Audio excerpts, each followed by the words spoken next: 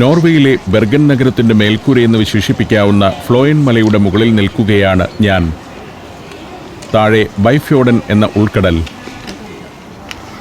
അതിൽ നിന്നും കരയുടെ ഉള്ളിലേക്ക് കയറിക്കിടക്കുന്ന പിരിവുകൾ. ആ ജലാശയങ്ങളുടെ കരയിൽ ബെർഗൻ പട്ടണം.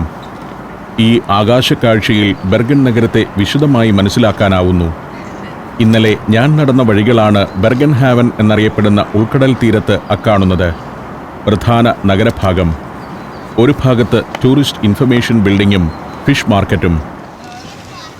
പല ഫ്യോഡുകൾ, ദ്വീപുകൾ, അതിനപ്പുറം സമുദ്രം. ബെർഗൻ ഹാവന്റെ വലതുവശത്ത് ബ്രിഗൻ എന്ന പുരാനഗര ഭാഗമാണ്. വർഷം തോറും 10 ലക്ഷം ആളുകളാണ് ബെർഗൻ നഗരത്തിന്റെ ആകാശക്കാഴ്ചയ്ക്ക് വേണ്ടി ഫണിക്കുലർ ട്രാമിൽ കയറി ഈ മലമുകളിലേക്കെത്തുന്നത്. അവർക്ക് വേണ്ട സൗകര്യങ്ങളെല്ലാം പ്രകൃതിയോട് ഏറ്റവും ഇണങ്ങും വിധം ഇവിടെ ഒരുക്കിയിട്ടുമുണ്ട്. മലമുകളിലെ ഗ്രാനൈറ്റ് പടവുകളിലൂടെയും റാമ്പുകളിലൂടെയും കുറേ നേരമായി ചുറ്റി നടക്കുന്നു. ജാക്കറ്റ് അണിഞ്ഞ് കുറേ നഴ്സറി കുട്ടികൾ. അവരെയും ട്രാമിൽ കയറ്റി മലമുകളിലേക്ക് കൊണ്ടുവന്നിരിക്കുകയാണ്. ഫണിക്കുലർ സ്റ്റേഷൻ ബിൽഡിങ്ങിലെ സുവനീർ ഷോപ്പിലേക്ക് ഞാനൊന്ന് കയറി. എല്ലാം കൗതുകമുള്ള സാധനങ്ങൾ തന്നെ. അതിനെല്ലാം വലിയ വിലയാണ് താനും. മല കയറിയെത്തിയ കുരുന്നുകൾക്ക് വിശപ്പ് തുടങ്ങിയിരിക്കുന്നു. വലിയ ബാഗിൽ നിന്നും ഭക്ഷണമെടുത്ത് അവർക്ക് വിതരണം ചെയ്യുകയാണ് ടീച്ചർ. കുസൃതികൾ തൽക്കാലം അടങ്ങിയിരിക്കുകയാണെന്ന് തോന്നുന്നു. ചിലരുടെ നെറ്റിയിൽ തിമിർക്കലിന്റെ മുദ്ര കാണാം. പട്ടണത്തിലേക്ക് മടങ്ങേണ്ട നേരമായിരിക്കുന്നു. കുഞ്ഞുങ്ങളെ പിന്നിട്ട് ഞാൻ ഫണിക്കുലർ സ്റ്റേഷനകത്തേക്ക് നടക്കുകയാണ്. ഫ്ലോയി ബാനൻ എന്ന ഫണിക്കുലർ ട്രാമിന്റെ സ്റ്റേഷൻ. നേരം 11:30 ആവാറായിരിക്കുന്നു. താഴെ നഗരത്തിലെത്തി എനിക്ക് ഇനിയും കുറേ കാഴ്ചകൾ ചിത്രീകരിക്കാനുണ്ട്. പിന്നെ ഒരു കറ്റമരലിൽ കയറി ഫ്യോഡുകളിലൂടെ ദീർഘമായൊരു യാത്രയും നടത്തണം. ഇവിടെ ഒരു ട്രാം വന്ന് കിടപ്പുണ്ട്. മടക്ക യാത്രയ്ക്ക് കുറച്ചു പേരേ ഉള്ളൂ. ഫ്ലോയൻ മലയിലേക്ക് വരുമ്പോൾ ഈ ട്രാമിൽ എനിക്ക് സൗകര്യപ്രദമായൊരു ഇരിപ്പിടം ലഭിച്ചിരുന്നില്ല. ക്യാബിന്റെ ഏറ്റവും മുന്നിലുള്ള ഒരു സീറ്റ് തന്നെ പിടിച്ചു. ഫണിക്കുലർ ട്രാമിനകത്തെ കാഴ്ചയാണ് ഇത്. ഇതെപ്പോഴും ചെരിഞ്ഞേ നിലകൊള്ളൂ. താമസിയാതെ ട്രാം മലയിറക്കം തുടങ്ങി. കുത്തിനെ താഴേക്ക് പോകുമ്പോൾ നഗരത്തിലേക്ക് പറന്നിറങ്ങുന്ന ഒരു അനുഭവമാണ്. പാറ പൊട്ടിച്ച് മലഞ്ചെരുവിലൂടെ പണിതു വച്ചിരിക്കുന്ന പാളങ്ങൾ. കേരളത്തിലെ എത്രയോ സ്ഥലങ്ങളിൽ ഇത്തരത്തിലുള്ള ഫണിക്കുലർ ട്രാം സർവീസിന് സാധ്യതകളുണ്ട്. ഇടുക്കിയിലും വയനാട്ടിലുമെല്ലാമുള്ള പ്രധാന മലകളിലേക്ക് ഇങ്ങനെയൊരു സംവിധാനമുണ്ടെങ്കിൽ ടൂറിസം രംഗത്ത് അതൊരു മുതൽക്കൂട്ടായിരിക്കും. അതിനുവേണ്ടി ഇൻവെസ്റ്റ് ചെയ്യുന്ന തുക 1-2 വർഷങ്ങൾ കൊണ്ട് തിരികെ ലഭിക്കുമെന്ന കാര്യത്തിൽ സംശയമില്ല. ടൂറിസത്തിൽ ഇത്തരം കാര്യങ്ങളെല്ലാം നമ്മൾ നടപ്പാക്കേണ്ടതുണ്ട്. ഇവിടെ ട്രാം നിന്നു പോകുന്നതിൻ്റെ കാരണം ഈ ബോർഡിലുണ്ട്. എതിർദിശയിൽ സഞ്ചരിക്കുന്ന ട്രാം ഒരു സ്റ്റോപ്പിൽ നിർത്തുന്നത് കൊണ്ടാണ് ഇതും നിന്നു പോകുന്നത്. ഒരു വടത്തിൻ്റെ 2 അറ്റത്തുമായാണല്ലോ ട്രാമുകൾ. 1918 ജനുവരി 15-നാണ് ഫ്ലോയൻ മലമുകളിലേക്ക് ഫ്ലോയി ബാനൻ എന്ന ഈ ട്രാം സർവീസ് ആരംഭിക്കുന്നത്. 1895-ൽ നോർവീജിയൻ ലെജിസ്ലേച്ചറിൽ അംഗമായിരുന്ന ജോൺ ലുണ്ട് എന്നയാളാണ് ആദ്യമായി ഇങ്ങനെയൊരു ആശയം മുന്നോട്ട് വയ്ക്കുന്നത്. 1914-ൽ മലമുകളിലേക്കുള്ള ട്രാം പാളങ്ങളുടെ നിർമ്മാണം തുടങ്ങി. 4 വർഷം കൊണ്ട് ട്രാം സർവീസ് പ്രവർത്തന സജ്ജമാവുകയും ചെയ്തു. ട്രാം ഒരു ടണൽ പോലുള്ള ഭാഗത്തേക്ക് പ്രവേശിക്കുന്നു. പക്ഷേ ഇത് ടണലല്ല. ഇവിടെ ഒരു സ്റ്റേഷനുണ്ട്. 1 മിനിറ്റ് നേരം ഈ സ്റ്റേഷനിൽ ട്രാം നിർത്തും. വേണമെങ്കിൽ ഇവിടെ ഇറങ്ങാം. പക്ഷേ ഇവിടെ ആരും ഇറങ്ങുന്നത് കാണുന്നില്ല.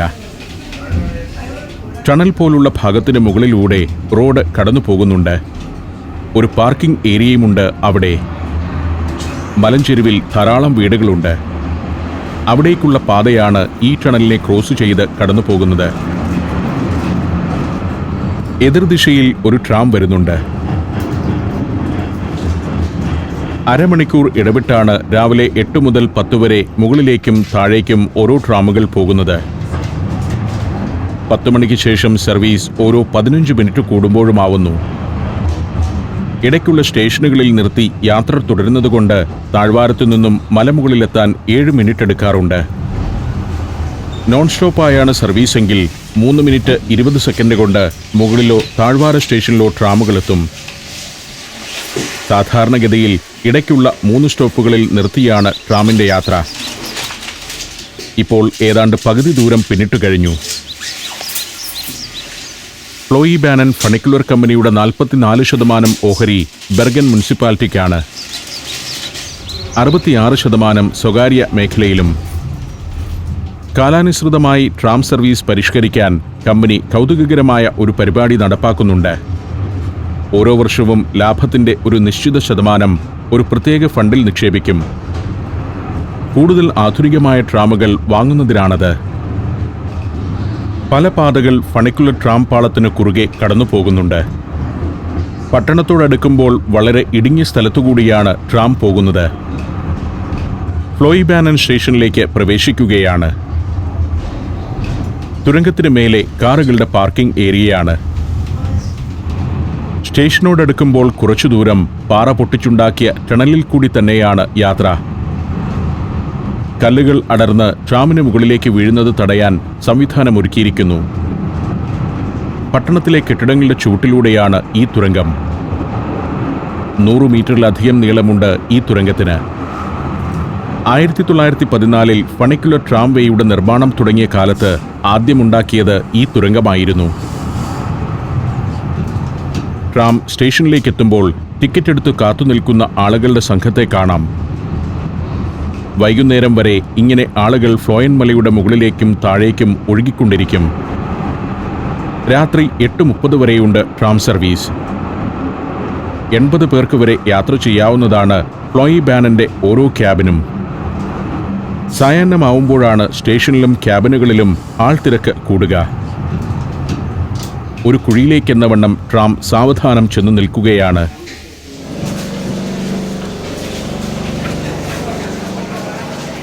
ടിക്കറ്റ് എടുത്ത് ടൂറിസ്റ്റുകളുടെ വലിയ സംഘങ്ങൾ ട്രാമിനടുത്തേക്ക് പോകുന്നുണ്ട്.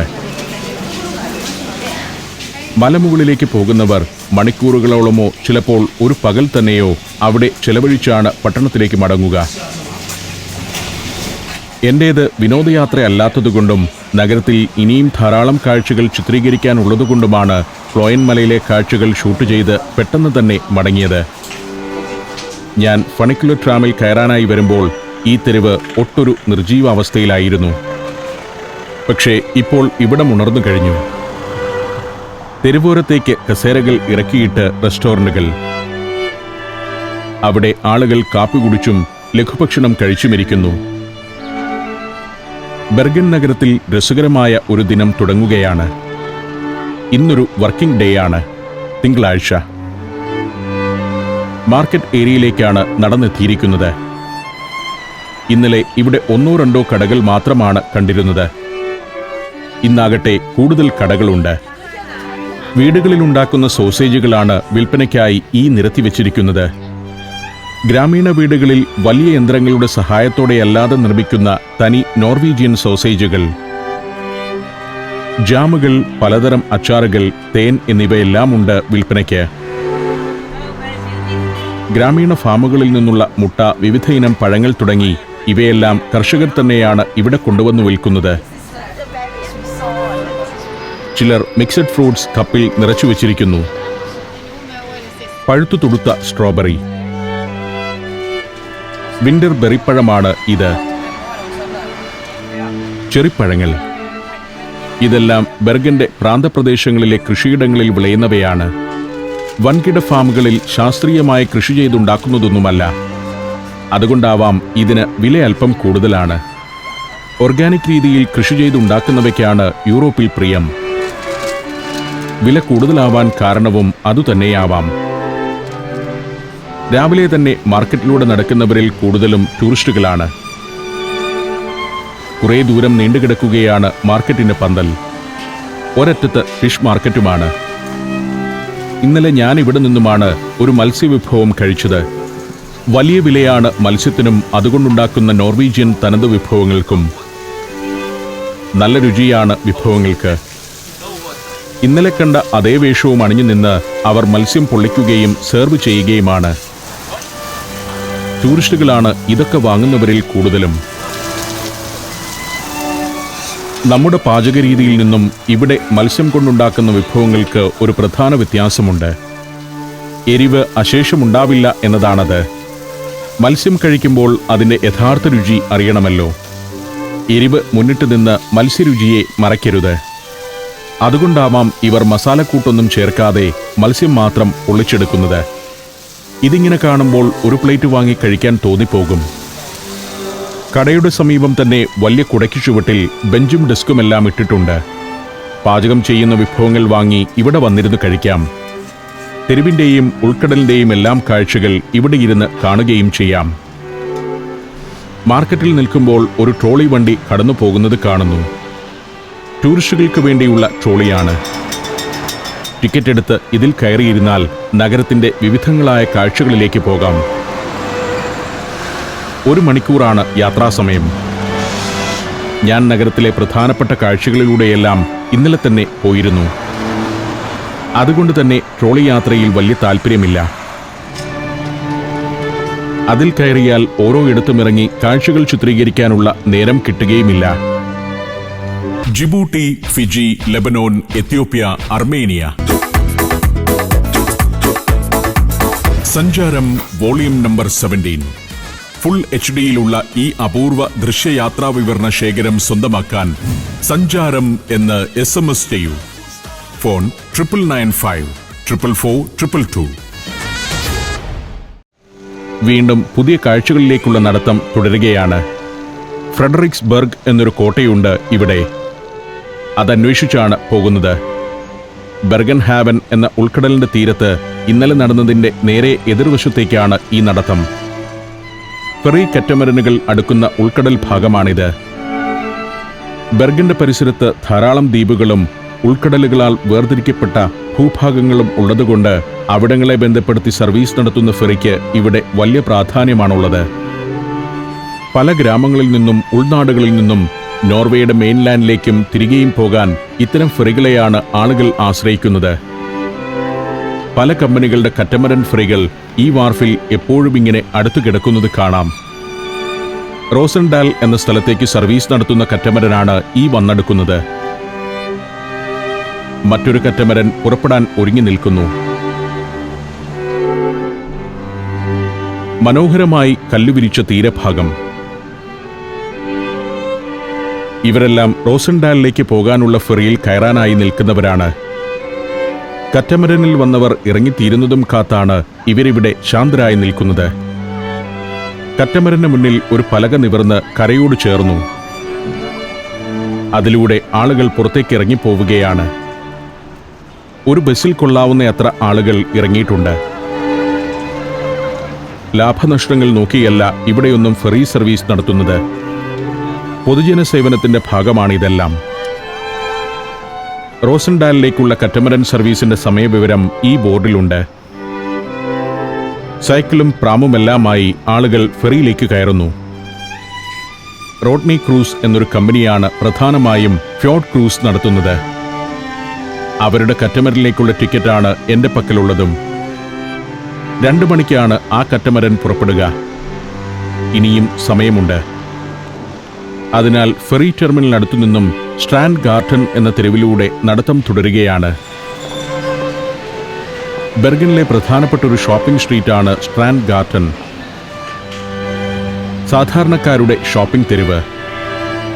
സാമാന്യം തിരക്കുള്ള സ്ട്രീറ്റ്. ഫാഷൻ വസ്ത്രങ്ങളും വീട്ടുപകരണങ്ങളും മുതൽ നിത്യോപയോഗ സാധനങ്ങൾ വരെ ലഭിക്കുന്ന കടകൾ. നാട്ടുകാരെ തന്നെയാണ് ലക്ഷ്യം വെക്കുന്നതെന്നതിനാൽ ഉൽപ്പന്നങ്ങൾക്കൊന്നും വലിയ വിലയില്ല. പല കടകളിലും ഡിസ്കൗണ്ട് സെയിൽ നടക്കുന്നുണ്ട്. മഞ്ഞുകാലം വരികയാണ്. വേനൽക്കാല വസ്ത്രങ്ങൾക്കെല്ലാം ഇനി വില കുറയും. സാധാരണക്കാർ ഈ സമയത്താണ് അടുത്ത സമ്മറിലേക്കുള്ള വസ്ത്രങ്ങൾ വാങ്ങുക. മഞ്ഞുകാലത്തേക്കുള്ള കമ്പിളി വസ്ത്രങ്ങൾക്ക് ഈ സമയത്ത് വില കൂടുകയും ചെയ്യും. തെരുവിൻ്റെ ഒരു ഭാഗത്തു നിന്നും ഞാനൊരു കുന്നുകയറ്റം തുടങ്ങി. എത്തുന്നത് ഒരു ഉദ്യാന സമാനമായ പ്രദേശത്തേക്കാണ്. ഹൗഗേവിയൻ എന്നാണ് ഈ സ്ഥലം അറിയപ്പെടുന്നത്. മനോഹരമായ പുൽത്തകടിയും അതിനെ അതിരിട്ട് നിൽക്കുന്ന മരങ്ങളുമുള്ള ഒരു കുന്ന്. റെസിഡൻഷ്യൽ ഏരിയയാണ് കുന്നിനു ചുറ്റും.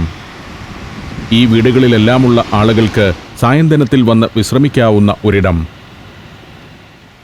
പുൽത്തകടിക്ക് നടുവിലൂടെ കല്ലുപതിച്ച ഒറ്റയടിപ്പാത. റെസിഡൻഷ്യൽ ഏരിയയിലെ വീടുകൾ കാണുക.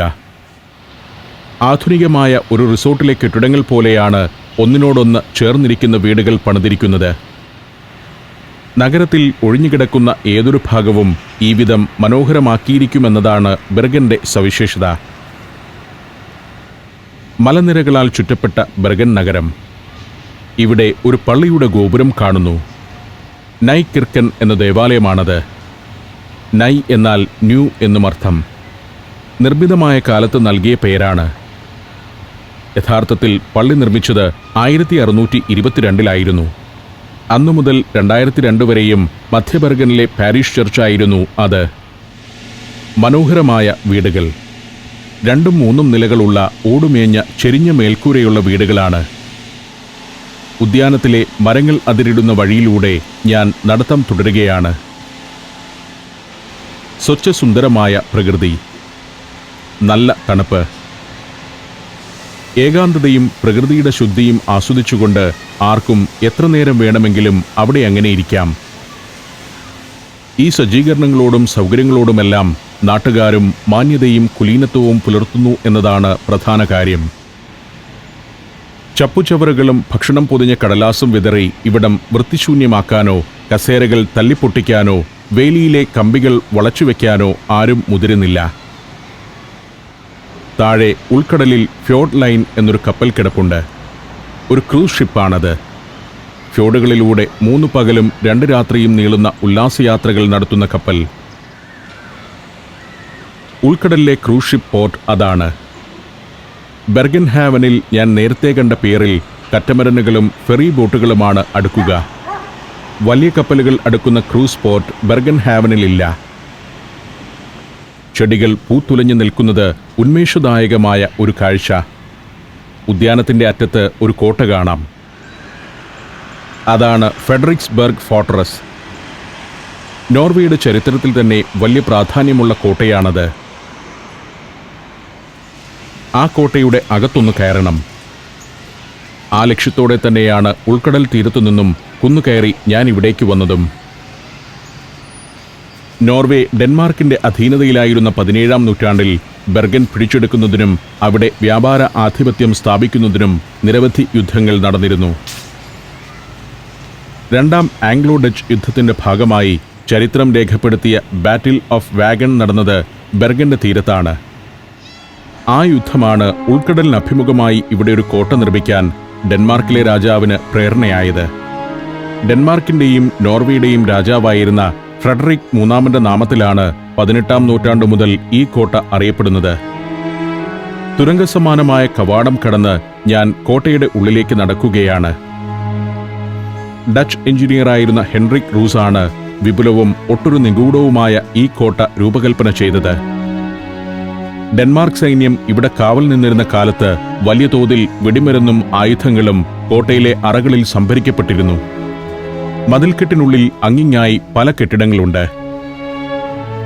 1810-നും 1843-നും ഇടയിൽ നിർമ്മിച്ച ആ കൽക്കെട്ടിടം മിലിറ്ററി സ്റ്റോറേജായാണ് ഉപയോഗിച്ചു വന്നിരുന്നത്. ഒരു വയർലെസ് സ്റ്റേഷനും മറ്റും ഇപ്പോൾ കോട്ടയിൽ കാണാം. നോർഡ്നീസ് ബറ്റാലിയൻ എന്നറിയപ്പെടുന്ന യൂത്ത് ഓർഗനൈസേഷന്റെ ഓഫീസും ഇതിൽ പ്രവർത്തിക്കുന്നുണ്ട്. വിജനമായ കോട്ടഭാഗങ്ങളിലൂടെയൊക്കെ ഒന്ന് ചുറ്റി നടന്ന ശേഷം ഞാൻ പുറത്തേക്കിറങ്ങുകയാണ്. യുദ്ധത്തടവുകാരെയും രാജഭരണത്തിനെതിരെ ശബ്ദമുയർത്തിയവരെയും വധശിക്ഷയ്ക്ക് വിധേയമാക്കിയിരുന്നത് ഫ്രെഡറിക്സ്ബർഗ് കോട്ടയിലെ മൈതാനത്ത് വെച്ചാണ്. പട്ടണത്തിന്റെ ഏറ്റവും ഉയർന്നൊരു ഭാഗത്തായിരുന്നതിനാൽ 1667 വരെ കോട്ടയിൽ ഒരു ഫയർ വാച്ച് സ്റ്റേഷൻ പ്രവർത്തിച്ചിരുന്നു. 1916-ൽ വലിയൊരു തീപിടുത്തമുണ്ടായപ്പോൾ വീടുകൾ നഷ്ടമായ നഗരവാസികളെ താൽക്കാലികമായി പാർപ്പിച്ചിരുന്നതും ഈ കോട്ടയിൽ തന്നെ. ഫ്രെഡറിക്സ്ബർഗിൽ നിന്നും കുത്തനെയുള്ള ഇറക്കമാണിനി. താഴെ നേരത്തെ കണ്ട നൈക്കിർക്കൻ, പുതിയ പള്ളി, അതിനപ്പുറം ഉൾക്കടൽ. ഉൾക്കടലിന്റെ തീരത്തുകൂടി വേണം എനിക്ക് നഗരഭാഗത്തേക്ക് തിരികെ നടക്കാൻ. നേരം ഉച്ചയായിരിക്കുന്നു.